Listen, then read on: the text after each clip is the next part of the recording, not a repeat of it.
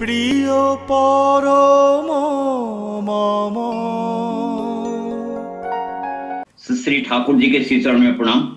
परमाराध्या जगत जननी के श्री चरण में प्रणाम। परम पूज्य पादो श्री बौरदा के श्री चरण में प्रणाम। परम पूज्य पादो श्री आचार्य देव के श्री चरण में प्रणाम। श्री ठाकुर जी के परिवार के सभी सदस्यों के श्री चरण में प्रणाम।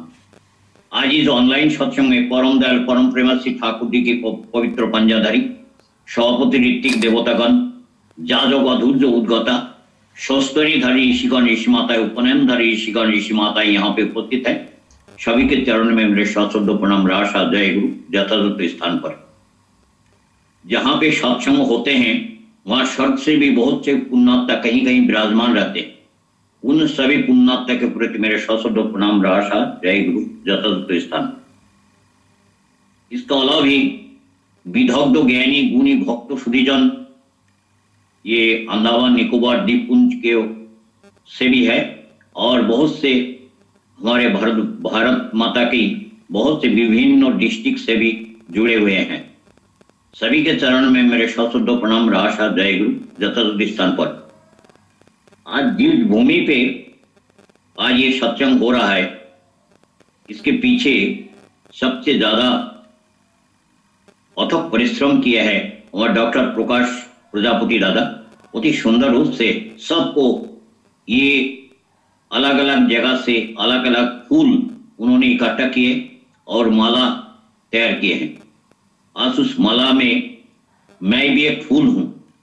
इसी प्रकार का जैसे बहुत से आसाम, त्रिपुरा, बहुत से जगह से माँ लोग, दादा लोगों को सबको बुलाए भक्ति संगीत के लिए, पुस्तक आदि पाठ करने के लिए सबको बुलाया था। मैं परम दयाल परम प्रेमा श्री ठाकुर जी के श्री चरण में हमारे श्रद्धेय डॉक्टर प्रकाश प्रजापति दादा और जो परिचालक है श्रद्धेय पांडे दादा, मैं परम दयाल परम प्रेमा श्री ठाकुर जी के श्री चरण का शारीरिक, मानसिक, आध्यात्मिक, पारिवारिक सर्वांगीण मंगल कामना करता हूँ। पांडे दादा अति सुंदर रूप से परिचालना कर रहे हैं। मैं इसलिए आभारी हूं जितने सुंदर परिचालक के समक्ष मुझे कुछ बोलना है और इष्ट प्रसंग करना मैं गर्व महसूस करता हूं, क्योंकि ये मेरे सौभाग्य की बात है जो ठाकुर जी के 2 बार आपके समक्ष में बोल पाऊं, क्योंकि ये मेरे सुकृति है और मेरे माता पिता जी का आशीर्वाद भी है और मेरे 14 पुरुष का ये आशीर्वाद है। नहीं तो सत्संग नहीं हो सकता। हम लोग जानते हैं देवादिदेव महादेव इस सत्संग के ऊपर एक बार उन्होंने कैलाश अपने गमन कर रहे थे। उस टाइम पर एक जगह पे उन्होंने ऐसे प्रणाम किए। मां पार्वती उनके साथ में थी। उन्होंने पूछे आप वहां पे प्रणाम क्यों किया देवादिदेव महादेव? तो बोलते यहाँ पे काल सत्संग हुआ था, बहुत से भक्त सुधीजन और उनके पदरेणु यहाँ पे पड़ा हुआ है। मैं उस भक्त सुधीजन का पदरेणु को मैं प्रणाम करता हूँ। मैं उपस्थित नहीं हो पाया था शाम, इसलिए मैं उनको प्रणाम करता हूँ।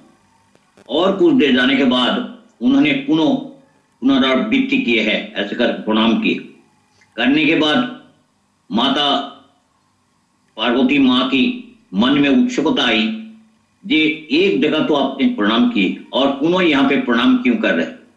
बोले प्रणाम इसलिए कर रहा हूं जी हाँ, आने वाले काल माल यहाँ पे सत्संग होगा, इसलिए बहुत से भक्त सुधीजन, गुणी, ज्ञानी यहाँ आएंगे और बहुत से देव देवता भी यहाँ पे पधारेंगे। तो मैं उनसे तो मुलाकात नहीं कर पाऊंगा, पहले से इन एडवांस मैं प्रणाम करके जा रहा हूँ। मैं उस टाइम पर कैलाश में रहूंगा। तब विचार करके देखिए सत्संग का कितना महत्व है।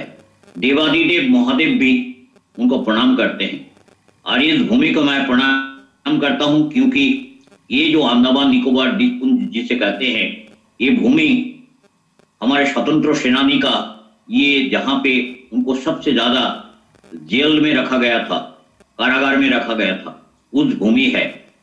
मैं इस भूमि को नमन करता हूं और इस भूमि का साथ जुड़ा हुआ है हमारा भारतवर्ष का स्वाधीनता का वो यादगार। खास करके यहाँ पे मंदिर भी बना है हमारे बीपी जो राय दादा है, वहां पे हमारे सभापति ऋत्विक देवता है, उनके अथक परिश्रम से यहाँ पे मंदिर बने और प्रयात और आचार्यदेव और वर्तमान आचार्यदेव पूरा परिवार यहाँ पर आए और जहाज में भ्रमण किए हैं और इतने खुश हो गए कि एक बार दादा वहां पे एक गुरु भाई को भेजे थे, जब जाओ अंडमान निकोबार द्वीपपुंज में एक दादा है जिनका उम्र 98 ईयर्स है, आप जाके उनको दीक्षा दे दोगे। उन्होंने आने के बाद वो 98 ईयर्स में और दादा और साथ में माँ दोनों ही हस्बैंड वाइफ वो देखकर ऐसे सफेद ड्रेस देखकर बोल रहे आप लोग क्या भारतवर्ष से आए हो क्या? बोले जी। बोले आप लोग श्री श्री ठाकुर अनुकूल चंद्र जी का शिष्य है क्या? तो बोले जी। बोले जी आप लोग ऋत्विक देवता है क्या? बोले जी। तो बोले हम दोनों का बहुत इच्छा है वो ठाकुर जी का दीक्षा लेने के लिए। बोले इसका कारण, इसके पीछे बहुत बड़ा कारण है। बोले जी आज से करीब 80 साल पहले ठाकुर जी एक बार मेरे को बोले थे कि आप जल्द से जल्द दीक्षा ले लो। मैंने दीक्षा नहीं लिया था और उसके बाद मेरे जिंदगी में बहुत से घटन विघटन होते गए। मैं जब अंडमान निकोबार में आया तो ठाकुर जी से प्रणाम करके आया था, तो बोले अभी दीक्षा नहीं लिया? बोले नहीं। तो बोले जब मौका होगा, जब इच्छा होगा तब आप ले लेना, मगर एक बात मैं बोल देना चाहता हूं, आप किसी झाड़ के नीचे खड़ा नहीं रहना और किसी नाव में तुम सवार होके नहीं चलना। कारण उन्होंने बताया नहीं। उन्होंने क्या कि अंडमान निकोबार द्वीपपुंज आने के बाद एक दिन आंधी तूफान आया और आंधी तूफान आने के बाद वो झाड़ के नीचे खड़े थे और उस झाड़ का एक डंगाली वो गिर कर उनका ये थाई के ऊपर गिरा और थाई टूट गया। ठाकुर जी का बात उनको याद आया, जो ठाकुर जी तो माना किए थे कोई आंधी तूफान आएगा तो झाड़ के नीचे खड़ा नहीं रहना। उस दिन उनको याद आया और रोते रहे। जो ठाकुर जी का बात एक तो सच हुआ और दूसरी बात उन्होंने जब नाव में सवार हो गया था, नाव पलटी खा गया, उन्होंने मरते मरते बचा, एक जन बचा दिया उनको। तो उस दिन उनको वो बात भी याद आया जो ठाकुर जी दो बात मेरे को बोले थे, ये दोनों बात मैं सुना नहीं उनका। आज मैं उसको इंतजार नहीं करूंगा, आज दीक्षा लेके रहूंगा। तो बोले जो हम लोग दीक्षा लेने के लिए तैयार है। और ये बात प्रयात आचार्यदेव वो बोल दिए थे, वहां पे 98 ईयर्स का ओल्ड ऐसे माँ और दादा है, वो आपके पास से दीक्षा लेंगे। तो आप देखिए दादा बैठे हैं देवघर में और यहाँ 98 ईयर्स का वो दादा है निकोबार द्वीपपुंज में। उनका वो हमारे परेशनाथ राय दादा है, उनके माध्यम से वो दीक्षा हुआ। तो दीक्षा ठाकुर स्वयं खुद देते हैं। बोले दादा इसका निर्देशन क्या है? बोले इसका निर्देशन ऐसे है, हमारे जो प्रयातो हमारे नीतिक जो और सत्संग प्रेसिडेंट भी थे शरद चंद्र हलदर दादा, जैसे बलिष्ठ दिखने में बहुत खूबसूरत लगते थे और साथ में वो ट्रिपल में भी थे, प्रोफेसर भी थे। तो उनको ठाकुर जी के पास आके बोले ठाकुर जी मेरे दीक्षा के बारे में थोड़ा सा मन मुटाव है। बोले क्या बात है? बोले मैं विप्रो का संतान हूं और मुझे दीक्षा लेना पड़ा एक अविप्रो के हाथ माध्यम से। ये बात पुनर्चना करना पड़ेगा क्या? ठाकुर जी उसे हंस कर बोलता है, सुनिए शरद दादा, मैं एक बात बोल देना चाहता हूं, दीक्षा मैं देता हूं, वो ऋत्विक देवता सिर्फ माध्यम है। तो मैं यदि शांडिल्य ब्राह्मण हूं तो आपको पुनः कोई ब्राह्मण का जरूरत पड़ता है क्या? मगर एक बात कान खोल के आप सुन के रखिए, ये जो मैं जिसको ऑथोराइज करता हूं वो दीक्षा देने के अधिकारी बनता है। उसमें कोई ब्राह्मण मोची ऐसे जात ऐसे पात का कोई विचार नहीं है। उनको ऑथोराइज किया हूं मान लीजिए एक आरटीओ है, वो विप्रो का संतान नहीं होने से क्या वो साइन करने से उसको लाइसेंस वैलिड नहीं रहेगा क्या? तो आप विचार करके देखिए, जब आरटीओ साइन करता है, वो मान लीजिए एक शेड्यूल कास्ट का लड़का भी होगा, वो आरटीओ रहेंगे, उनको सिग्नेचर वो वैलिड सिग्नेचर रहेगा। चाहे आप एक विप्रो का संतान हो और आप आरटीओ नहीं है, तो आप कितने भी साइन करो वो वैलिडिटी नहीं रहेगा। इसी प्रकार का मैं जिसको ऑथोराइज करता हूं, ऐसे गण्यमान्य व्यक्ति बनते, ऑथोराइज व्यक्ति बनते। खास करके हम लोग देखे, जिसके शरण लेते हैं उसको लाखे लाज। और इसलिए हम देखते हैं नाहं तिष्ठामि वैकुंठम नाहं तिष्ठामि योगिने हृदय नाच मद भक्त तत्र गायन्ति तत्र तिष्ठामि नारद। ये बात 100% सच है। ना वो जोगी के हृदय में रहता है, ना वो वैकुंठ में रहता है। जहां के वो भक्त सुधीजन को गुणगान करते हैं वहीं पे रहते हैं। बोले दादा 3 जगह पे उनको दर्शन मिलते हैं। बोले कौन कौन सी जगह? जब हम लोग सतनाम ग्रहण करते हैं दीक्षा के माध्यम से, और उस टाइम पर वो विद्यमान रहते वहां पे। और एक जगह ये सत्संग हो रहा है, ये चाहे वर्चुअल हो चाहे फिजिकल सत्संग हो, यहाँ पे वो विद्यमान रहते। और एक जगह है जब हम इष्टभीति करते हैं early in the morning before the sunrise, उस टाइम पर उसको बोलते उषा काल में। तो ये उषा काल में जब हम इष्टभीति करते हैं, हमारे प्रार्थना आने के पहले, उस टाइम पर ठाकुर जी वो अपना हाथ ऐसे फैला के रखते हैं, जो मेरे बंदा इष्टभीति कर रहे हैं। इसको निकुंभुला जोगो का नाम कहा गया। बोले इसको निकुंभुला जोगो क्यों कहा? बोले ये महेश्वर आपने ब्रह्मदेव ये एक आशीर्वाद दिए थे, वो जैसे मेघनाथ को, मेघनाथ राम वो है रावण जी का सबसे बड़ा लड़का का नाम है मेघनाथ। उनको इंद्रजीत भी बोलते थे। और वही इंद्रजीत जब ब्रह्मादेव के पास गए थे तो ब्रह्मादेव का आशीर्वाद दिए थे, यदि तुम निकुंभुला यज्ञ करके जाओगे तो दुनिया में कोई भी वीर तुमको हरा नहीं पाएगा, मगर एक शर्त है, यदि जिसने तुम्हारा वो निकुंभुला यज्ञ करते वक्त भंग कर दिया, उसका हाथ में आपका मृत्यु वरण होगा। ये बात उन्होंने कहा। किसने? ब्रह्मदेव का बात, मुंह की बात वो कभी खंडित नहीं होता। ये बात जानते थे हमारे घर संदानी विभीषण, उनका चाचा रामचंद्र जी को आके बोले, रामचंद्र जी आपका भाई को यदि बचाना है तो जल्दी जल्दी उसको, ये जो मेघनाथ जो निकुंभुला जोगो बैठ रहा है काल, वो निकुंभुला जोगो को भंग करना है। बोले कैसे? बोले जो वो राक्षस वंश का वो लड़का है, उनके शरीर में तीर नहीं लगाना है, उसका आजू बाजू तीर चलाना है और उनको साथ में इरिटेट कर देना है। और वो जोगो का हवन कुंड जहां है, वो आपका बानर सेना उसके जितने भी सामग्री है इधर उधर फेंक फाक देंगे और वहां पे पानी डाल देंगे ताकि वो जोगो का हवन ना कर पाए। और जैसे वहां पे जोगो में जो बैठा है उसको भी बुता देंगे। आपका नौल नील बानर हनुमान ये सबको भेज दीजिए और इन लोग सब जाकर उसको भंग कर देंगे। और लक्ष्मण को बोलिए वो उनके शरीर के आजू बाजू में तीर चलाएगा। लक्ष्मण इनकार कर रहा था। रामचंद्र बोले सुनिए लक्ष्मण, तुम मेरा छोटा भाई है, को मैं जो बोलता हूं आदेश पालन करो, इसमें तुम्हारा भलाई है। और तुरंत उन्होंने आदेश पालन किया और ऐसे ही किया। उन्होंने उनको शरीर में तीर नहीं लगाया। और उसके बाद वो भंग होने के बाद दूसरी दिन जब उनको वो रण क्षेत्र में आए, लड़ाई हुआ, वो अपने देखा गया लक्ष्मण का हाथ में उनका वध हुआ। ये बात कभी झूठ नहीं निकलता है ब्रह्मदेव का।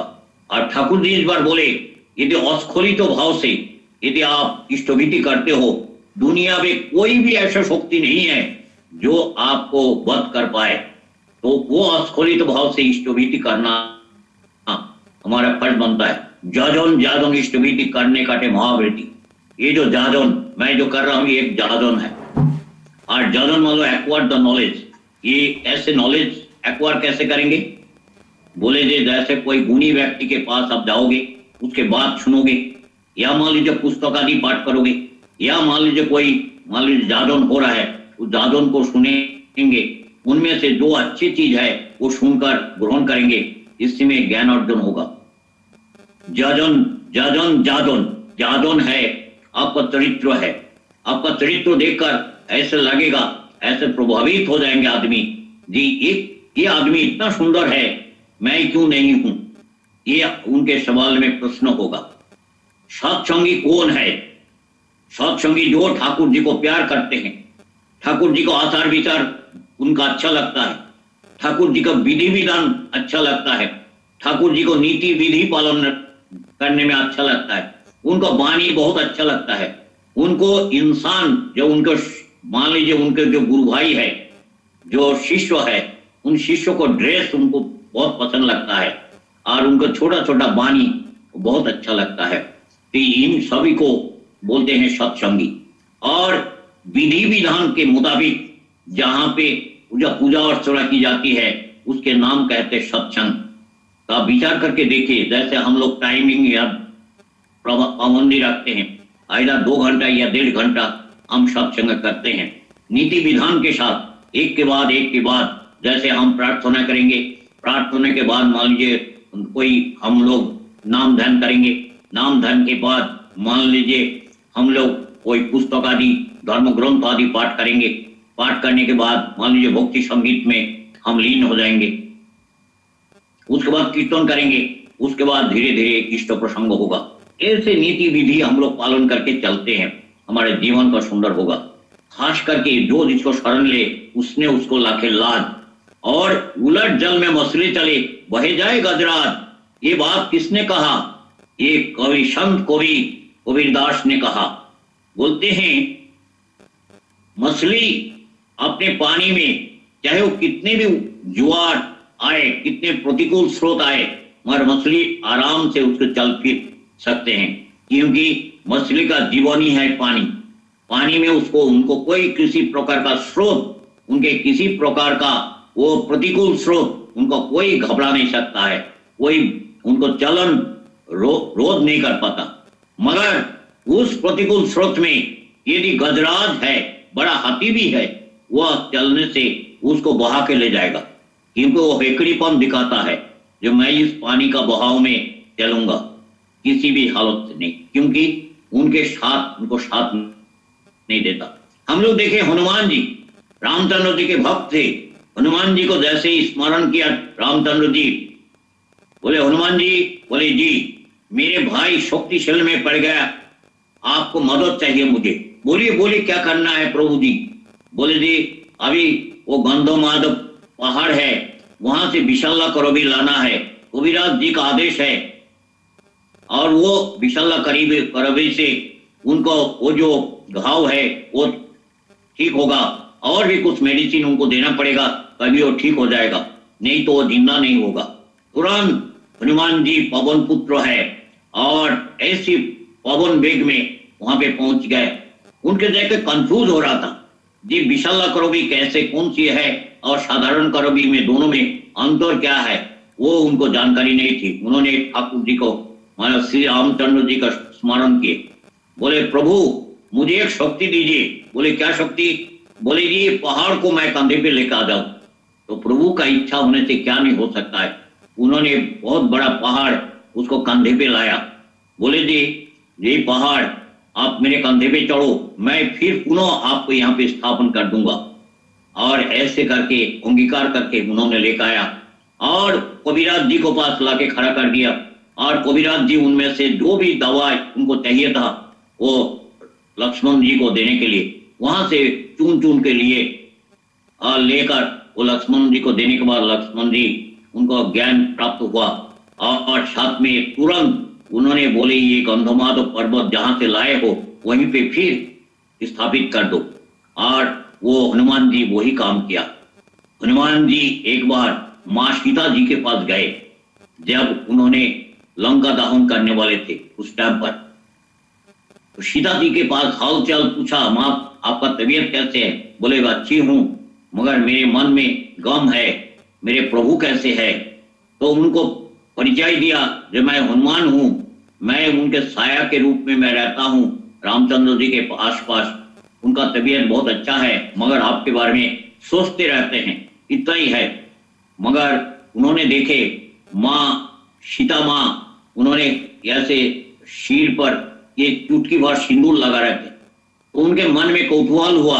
बोले माँ, वो चुटकी भर सिंदूर तुमने क्यों ये यहाँ पे फोरहेड में लगा रहे हो? इसका पीछे कारण क्या है, लाज क्या है? तो बोले इसका राज ये है, ये चुटकी भर सिंदूर लगाने से मेरे प्रभु रामचंद्र ये दीर्घ जीवन की अधिकारी बनते हैं और मैं सौभाग्यशाली बनती हूँ, और साथ में मेरे बंधा रोग जो है, बंधा रोग से मेरे को छुटकारा मिलती है, इसलिए मैं सिंदूर लगाती हूँ। बोले जी, आपका यदि प्रभु अच्छा रहते हैं तब मैं अपने पूरा शरीर में ये सिंदूर लगा दूंगा।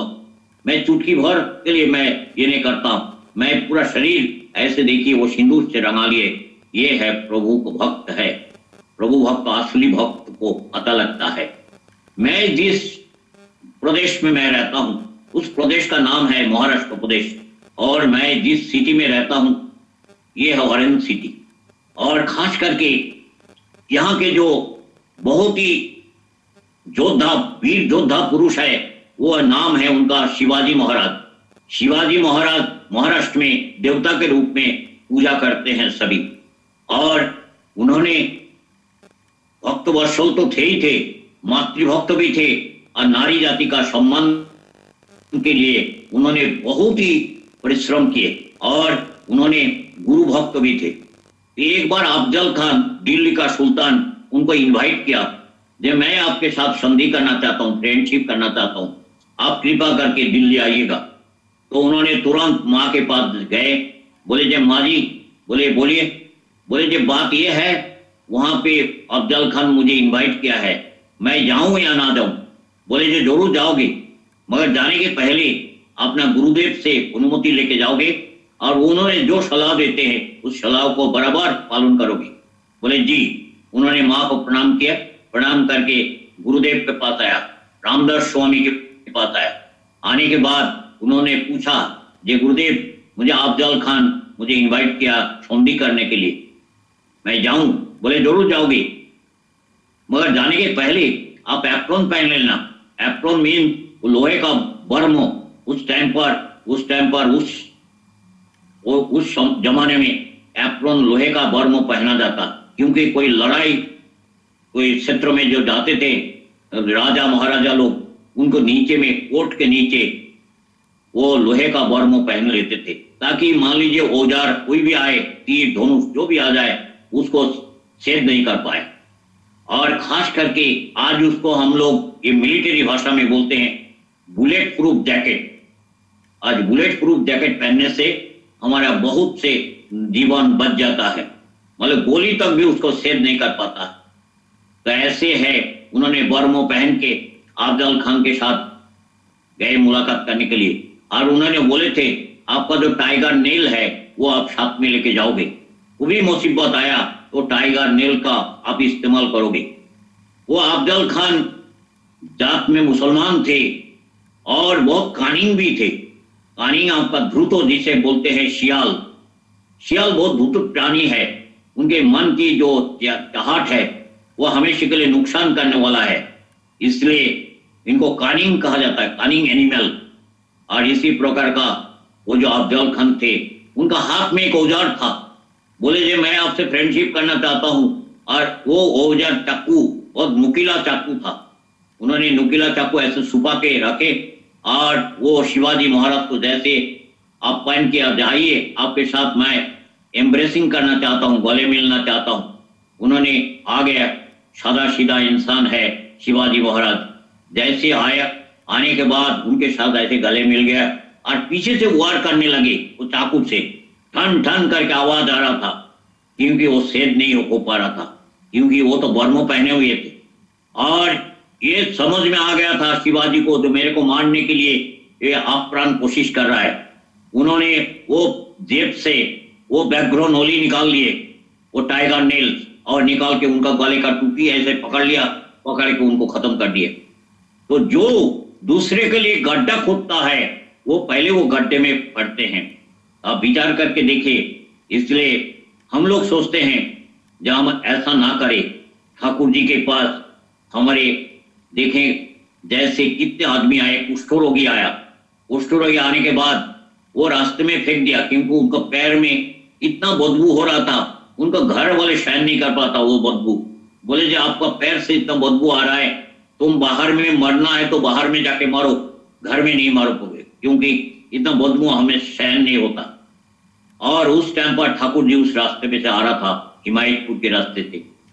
ठाकुर जी देखकर उनको आश्रम में लेकर आया, आश्रम में लाके उनको ट्रीटमेंट किया और ट्रीटमेंट करने के बाद अपने हाथों से ट्रीटमेंट किया और उनको स्वस्थ बनाया और उनको एम्प्लॉयमेंट भी दे दिया और उनके बागीचा के माली बना दिया। ये बात जब सुन लिया था उनका घर वाले सब उनको लेने के लिए आए। बोले जी नहीं नहीं, मेरे जो दूर दिन के टाइम पे जो हमें मदद किया है वही मेरे प्रकृत बंधु है। आप सब मेरे बंधु नहीं हो, मेरे रिलेटिव भी नहीं हो, क्योंकि नाम के वास्ते आप रिलेटिव हो। मेरे को तो फेंक दिए थे रास्ते में मरने के लिए, और ये हमारे प्रभु हमारे ठाकुर जी ये मेरे को जिंदा कर दिया उनका अपने हाथों से ट्रीटमेंट करके। इसलिए बोलते हैं सुषमाएं में, सुषमाएं मतलब मेरे जब अच्छे टाइम पर आता है बहुत ही पुकारते हैं और ठाकुर जी को पुकारते नहीं, मतलब ज्यादा से ज्यादा ध्यान, जैसे रुपया पैसा हो जाने के बाद ठाकुर जी को भूल जाते हैं और जब दुर्दिन आ जाता है उस दिन ठाकुर जी को पूछते हैं। इसलिए एक बात कहा कबीर जी, बोलते हैं दुख में सुमिरन करे, दुख में सुमिरन करे सुख काहे के होए, और सिर्फ सुख में सुमिरन करे सुख काहे के होए। तो मान लो जैसे दुख के टाइम पे हम स्मरण ज्यादा ना करें, ठाकुर जी को यही प्रार्थना करना चाहिए, ठाकुर जी मुझे साहस दो, हिम्मत दो, ताकि मैं ये दुख को हरण कर सकूं और मुझे आपको मदद नहीं चाहिए। और जिस दिन आपका सुख के दिन है उस दिन ज्यादा से ज्यादा याद करो ठाकुर जी को, क्योंकि आपका लड़का का शादी के दिन है, मान लीजिए लड़की का शादी के दिन है, या मान लीजिए आपका कोई प्रमोशन हुआ, उस दिन ठाकुर जी को याददाश्त करके एक सत्संग दीजिए। इसी में आपका भलाई है, इसी में आपका मंगल होगा। इसलिए सुख में सुमिरन करे दुख काहे के होए, सिर्फ दुख में स्मरण करे सुख काहे के होए। इसलिए हम दुख के टाइम पे ठाकुर जी को याद करेंगे बटे, मगर उनको ऐसा नहीं करेंगे। एक दिन एक दादा ऐसे समुद्र से नहाकर आ रहे थे, बोले दादा ठाकुर जी से पूछा गया, ठाकुर जी मैं जब नहाने जा रहा था तो मैं देखा मेरे पैर, 4 पैर का निशान, मैं अकेला जा रहा था नहाने के लिए। बोले और जब नहा के आ रहा था उसके भी 4 पैर का निशान देख रहा था, मैं अकेला आदमी नहा के आ रहा था। बोले जी सुनिए 2 पैर का निशान आपका है और 2 पैर का निशान मेरा है, मैं आपके साथ साथ में चल रहा था मगर आपका मुझे नजर में नहीं है आपका। और बोले जिस दिन मेरे दुख के टाइम पे है उस दिन मैं देखता हूं मेरे 2 पैर का निशान है, इसका कारण क्या है? बोले जी जिस दिन तुम्हारा दुख के टाइम पे है उस दिन तुम्हारा पैर का निशान नहीं रहता, उस दिन मेरे पैर का निशान रहता है, क्योंकि उस दिन मैं तुमको गोद में लेकर आता हूं, इसलिए 2 पैर का निशान रहता है। सुख इसलिए ठाकुर जी प्रभु हमारे दुख के टाइम पे गोद में लेते हैं यदि उसको शरण मनन करेंगे। यदि मैं आदर्श समाज करना चाहता हूं तो लिविंग आइडियल हमारे जीवन में होना चाहिए। और साथ साथ में ठाकुर जी इस बार पंचो नीति लेकर आया, बोले जजन जाजन इष्टभीति स्वस्वनी सदाचार। जजन means to acquire the knowledge, जाजन मीन्स आपका चरित्र है, जाजन और जजन जाजन इष्टभीति, इष्टभीति मतलब है प्रभु के कुछ देना। कब देना है? बिना काम किए हुए, मान लो सांसारिक काम से विरत तो रहकर सबसे पहले उनके लिए प्रभु के कुछ देना, और इसके नाम ही है इष्टभीति। और निस्वार्थ भावे, कोई किसी प्रकार का स्वार्थ नहीं रहेगा।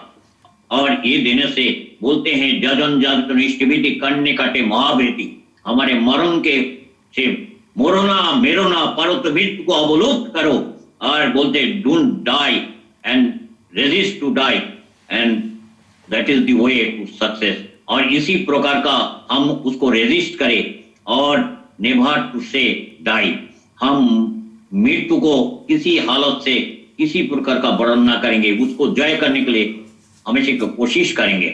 और खास करके एक चीज उन्होंने बताया, बोले जी, जिस देश में नारी जाति का सम्मान नहीं है, जिस देश में नारी जाति का लिखाई पढ़ाई नहीं है, उस देश का उन्नति कभी संभव नहीं। इसलिए आज हमारे प्रधानमंत्री बोलते हैं नारी पढ़ाओ नारी बचाओ, और उनके सम्मान के प्रति अच्छा उदासीन मत रहो, उसके सम्मान के प्रति नजरअंदाज मत करो, उनका सम्मान दो। ठाकुर जी वही चीज बोले थे।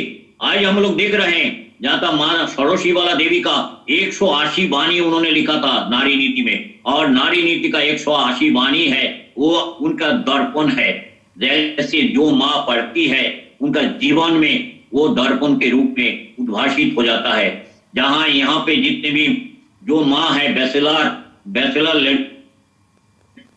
है, और मान लीजिए कोई हाल में शादी किया हुआ है जो माँ लोग है, मैं हाथ जोड़ के विनती करता हूँ सभी से, कम से कम नारी नीति का कम से कम 5-6 वाणी रोज पाठ करे, क्योंकि ससुर सास के साथ कैसे बर्ताव करना है। आने वाले दिन में जैसे मैं ससुराल में जाऊंगी तो उस टाइम पर उनके साथ कैसे बर्ताव होना चाहिए, मैं हस्बैंड को कैसे प्यार करूंगा, जैसे अच्छे अनर्थ करेंगे हस्बैंड को, हम अच्छे संतान हमारे जीवन में आएगा। और साथ साथ में हमें जैसे एक लेबोरेटरी होना चाहिए हमारे घर। यदि मान लीजिए शिल्प व्रतो कहने के मतलब ये है, हमारे पास शक्ति है, मान लीजिए मैं सिलाई पुराई कर सकता हूँ, या मान लीजिए मशीन चला सकता हूँ, उससे कोई रोजगार कर सकता हूँ, वो रोजगार करके जो भी कमाई होगा वो हमें संसार में उपढौकन स्वरूप देंगे। तो मान लीजिए कोई अभाव अनटन उस टाइम पर आएगा, तो उस टाइम पर कितनी बड़ा शरीयत होगा वो आपके वो कंट्रीब्यूशन। इसलिए ठाकुर जी बोलते हैं शिल्प व्रतों में यही चीज होता है। या अभी इसका छोड़कर लक्ष्मी का कोई व्रत होता है मुझे जानकारी नहीं है। तो आप विचार करके देखिए, ठाकुर जी हर चीज में वो उन्होंने बोल दिया। किसी का हाथ से कोई गिफ्ट लेना चाहिए कि नहीं लेना। मान लीजिए हम सेल्फी ले लिया, सेल्फी लेके बोल दिया भाई ये लड़की के साथ मेरे एंटेंगल है, ये फ्रेंडशिप था, मेरे साथ में उनको अंगीकार था, ऐसे वो शादी करने वाला आज वो इंकार कर रहा है। मान लीजिए वो फेसबुक में दे दिया, पूरा जगह पे मीडिया सोशल मीडिया में दे दिया, तो आपका शादी होना मुश्किल पड़ जाएगा। इसलिए ठाकुर बोलता है अब विवाहित तो हालत में किसी भी हालत से कोई भी अनजान व्यक्ति के हाथ से कोई गिफ्ट नहीं लेना चाहिए, क्योंकि बोलते हैं आपका गिफ्ट लेना ही है तो आप माँ पिताजी का हाथ से लीजिए, कोई किसी प्रकार बदनाम आने का चांसेस नहीं रहेगा। चाहे मान लीजिए अभी शादीशुदा आके कोई बहू आए घर में, मान लीजिए मैं दुश्मन आदमी हूं, मैं जाके वो बहू को दे दिया ऐसे गिफ्ट, और बोली ये बहू मेरे से गिफ्ट लेते थे और मेरे साथ में उनके साथ मान लो गुड रिलेशन नहीं था, बैड रिलेशन था, और मान लीजिए ये चीज हम ससुराल में बोल दिया तो उनका हाल क्या होगा, विचार करके देखिए। इसलिए ठाकुर जी प्रैक्टिकल जीवन में कहा है जहां गिफ्ट अनजान आदमी से गिफ्ट मत लीजिएगा, आपको लेना ही है तो ससुर है, सास है, आपका हस्बैंड है, उनके हाथ से लीजिए, कोई किसी प्रकार का बदनाम आने का चांसेस नहीं रहेगा। आज विचार करके देखिए ठाकुर जी वास्तव जीवन का बिल्कुल बात सच्चे बात उन्होंने कहा है। और खास करके उन्होंने बोलते हैं তোরা কে দেখবি মনের মানুষ কে দেখবি আয় বারে খেলে যারে আধার ঘুচে যায় ওরে আধার ঘুচে যায় রে জীবের দুঃখ ঘুচে যায় তোরা কে দেখবি মনের মানুষ কে দেখবি আয় বারে খেলে যারে আধার ঘুচে তাতে প্রেম মাখানো মূর্তিটি তার দেখলে নয়নে ওরে আপন হারা হয়ে যাবে পড়ে চরণে যার মধুর হাসি যার প্রাণ পশি সাধ্য নাই কো জীবের নয়ন ফেরায় তোরা কে দেখবি মনের মানুষ কে দেখবি আয়। सचमुच उनके पास कौन कौन आया था, पापी तापी किंबा धोनी कंगाल ओरे मूर्खो पंडित किंबा ब्राह्मण चंडाल ओरे जने जने प्रेमयालिंगने ओरे जने जने प्रेमयालिंगने अविचारे राधा नाम जगती बिलाय তোরা কে দেখবি মনের মানুষ কে দেখবি आए बारे खेले जारी आधार घुच जाए। आप लोग देखे हैं मन की बात और प्राण का जो दर्द है वो ठाकुर जी के पास ऐसे ज्ञापन करके हम लोग कितना छुटकारा मिल जाते हैं। आप लोग जानते होंगे ये बनारस से एक माँ थी, वो कैंसर रोग आक्रांत थी और उनको डॉक्टर लोग हाथ ऊंचा कर दिए थे, no hope at all, you will not survive, only 2 months you may survive. तो इसलिए उनको घर वाले को बोल दिया था अपने पत्नी को घर में लेके जाइए, जो चीज अच्छा खिलाना है खिलाइए, और इसके एकमात्र बचाने वाला वो आपका यदि गुरुदेव है तो बता सकता है। वो प्रयात आचार्यदेव के पास आके उन्होंने यही प्रार्थना की थी जो हमारे डॉक्टर साहब बोल दिए थे, हमारा बांचने का कोई हक नहीं। और साथ में उन्होंने बोलते हैं इष्ट परंपरा उन्होंने देके गया, और इष्ट परंपरा में श्री श्री बड़दा का देन हम भूल नहीं सकता।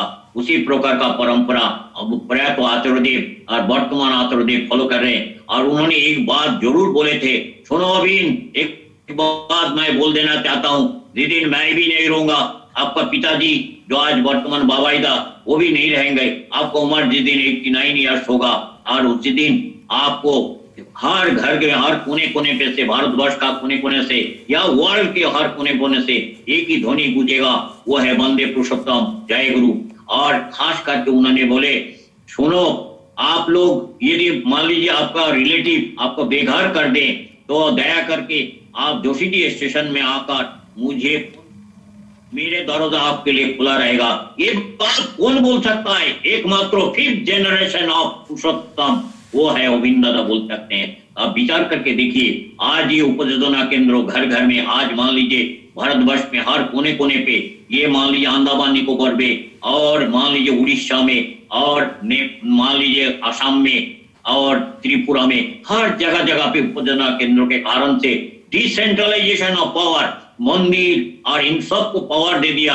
और जैसे उनको देख रेख करने के लिए बोला, जहाँ उपासना केंद्र में जहाँ पे सत्यानुसरण नहीं है, उपासना पुस्तक नहीं है, मंदिर नहीं है, तो आप लोग जाके उनको मदद कीजिए, उनको ये सब कुछ जुगाड़ कर दीजिए, जीवन सार्थक होगा।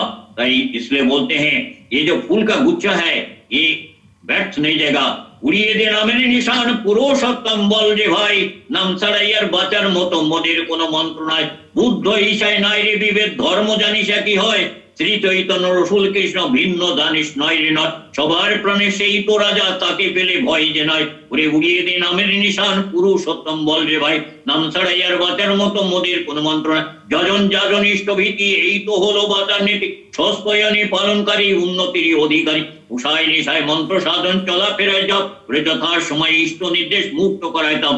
आज हम लोग देखते हैं आज रशिया और ये यूक्रेन जैसे ये लड़ाई चल रहा है, इसलिए ठाकुर जी और कवि का कंठ में ही धुन बजा था, बोले कान पेते सुनो वही ধ্বংসের দামামা, আকাশ বাতাস সে ফেলেছে, নিমেষে লয় হবে সব রাশা তলে যাবে, প্রলয়ের সংকেত বেজেছে, পারো তো এখনই উঠে পড়ে লেগে পড়ো, সৎ মন্ত্রে দাও দীক্ষা, সৎ নামে জগৎ মাতাও, যাজন যাজন আর ইষ্টভীতি, সস্পয়নী সদাচার, বাঁচা বড়ার এই মন্ত্র নিয়ে সৎনাম জপ বারবার।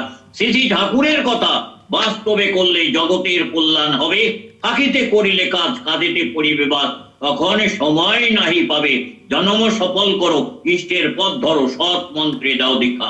এ বলছেন 3.5 crores of দীক্ষা has to be completed with a short span of time.